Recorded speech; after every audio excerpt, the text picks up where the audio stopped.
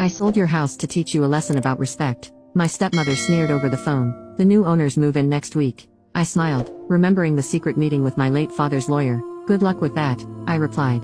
She had no idea what was coming. Update 7. The week passed in a blur of preparation. Harrison arranged for a court reporter to be present to document the proceedings. We alerted the title company's legal department, who prepared the necessary paperwork to clarify the true ownership. I even had a locksmith make a new set of keys for the front door. The original would remain around my neck, but I might need spares depending on what I decided to do with the house. The morning of the closing, I dressed carefully in a tailored navy suit that projected both professionalism and authority. Aunt Carol drove me to the title company's office, squeezing my hand before I got out of the car. "Richard would be so proud of you," she said. "Go get your house back." I met Harrison in the lobby, and together we waited until everyone else had arrived before making our entrance. Through the glass doors of the conference room, I could see Brenda holding court, laughing with the real estate agents and the buyers, a professional-looking couple in their 40s. Papers were spread across the large table, pens at the ready. Harrison and I exchanged a glance, and he nodded. It was time. When we walked in, Brenda's smile froze on her face. "Madison, what are you doing here?"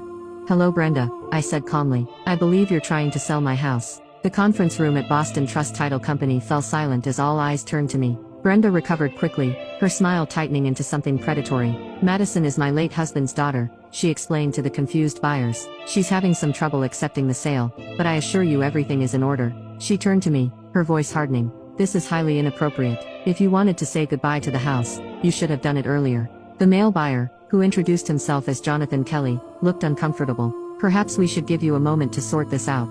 "That won't be necessary," Harrison interjected smoothly, placing his briefcase on the table. "I'm Edward Harrison, attorney for Madison Reynolds, and I'm afraid Mrs. Reynolds is correct. You are indeed attempting to sell property that doesn't belong to you, Miss Campbell." "It's Mrs. Reynolds," Brenda snapped, "and the house absolutely belongs to me. Richard left everything to me in his will." We all heard it read.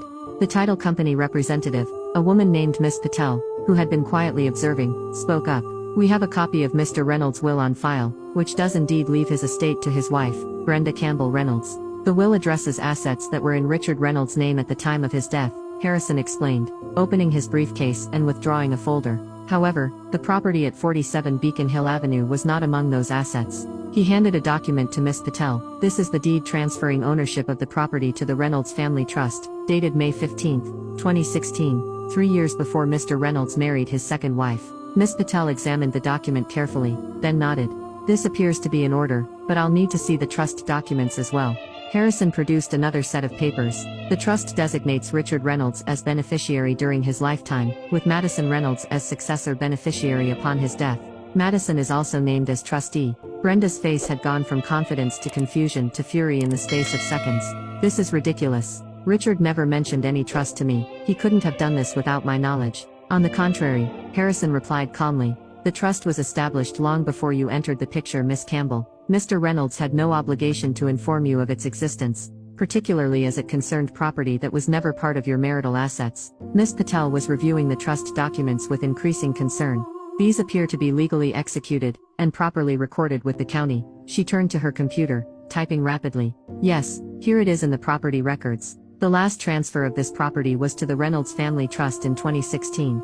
Brenda's real estate agent, a polished woman in an expensive suit, leaned forward. "There must be some mistake. We ran title searches before listing the property." "You ran a name search for Richard Reynolds, I imagine," Harrison said.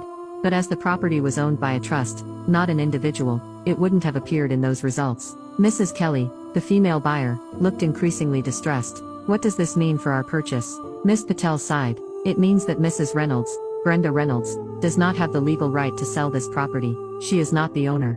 "This is absurd," Brenda exploded, standing up so abruptly that her chair rolled backward and hit the wall. "Richard and I lived in that house for 5 years. I've been paying the property taxes since his death, using funds from the estate, I imagine," Harrison noted. "Funds that were rightfully left to you, but the house itself was never yours to sell."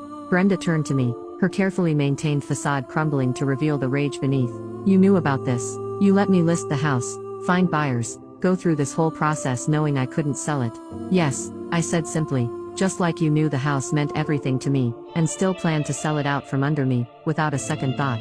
"I'll fight this," she threatened, looking around wildly. "I'll contest the trust. Richard wasn't in his right mind when he set this up. He was manipulated." Harrison smiled thinly. The trust was established years before his illness, Miss Campbell, and it was witnessed by myself and 2 other attorneys, all of whom will testify to Mr. Reynolds' sound mind and clear intentions. But by all means, pursue litigation if you wish. Discovery would be illuminating, I imagine. Now you can watch the 7th part by pressing share and more.